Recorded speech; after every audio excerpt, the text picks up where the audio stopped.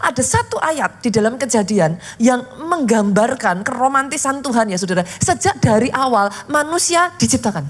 Kejadian 3 ayatnya yang ke-8 sampai 9. Ayat ini ngomong gini saudara. Ketika mereka mendengar bunyi langkah Tuhan Allah yang berjalan-jalan dalam taman itu pada waktu hari sejuk.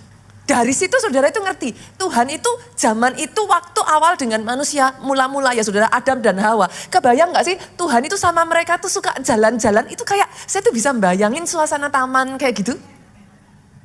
Lagi sejuk, kayak apa sih, embun masih kayak ini, kayak habis hujan, suasananya tuh berisi gitu.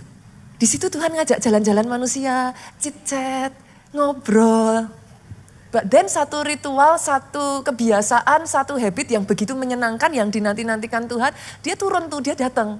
Tapi coba saudara lihat apa yang terjadi. Bersembunyilah manusia dan istrinya itu terhadap Tuhan Allah di antara pohon-pohonan dalam taman. Saya nggak tahu dengan saudara ya, berasa nggak sih baca ayat ini sedih? Coba ya, turun ke ayatnya yang ke-9 multimedia. Boleh? Tetapi Tuhan Allah memanggil manusia itu dan berfirman kepadanya apa? Di manakah engkau?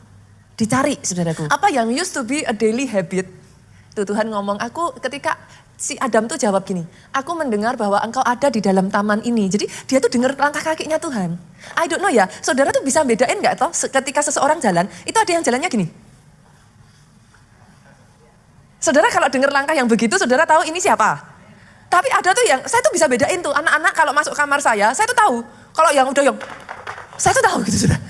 Itu siapa gitu. Nah ini Adam dan Hawa, ini tuh dia dengar nih Tuhan masuk nih, ada di dalam taman. Aku menjadi takut karena aku telanjang, sebab itu aku sembunyi. Saudara bisa kebayang gak yang tadinya jalan bersama-sama Tuhan, bertiga, mereka ngobrol-ngobrol, mereka chit-chat. Sekarang Tuhan datang mereka takut. Itu tuh sedihnya di sini saudara. The same person used to make you feel so happy, to make you feel so safe. Now itu membuat takut gara-gara dosa. Dosa itu tiba-tiba membuat manusia itu merasa telanjang. Kebetulan kemarin saya mengajarkan, menjelaskan anak saya ayat ini.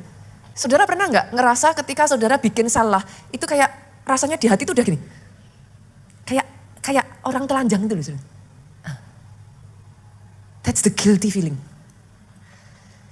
Apa yang tadinya used to be a very beautiful relationship and then kayak kerasa nggak sih sejak manusia jatuh dalam dosa, sekangen itu loh Tuhan. Itu sebabnya rencana salib itu sudah dibuat, bukan ke depan hari, tapi since the very beginning. Karena dia itu sekangen itu sama saudara.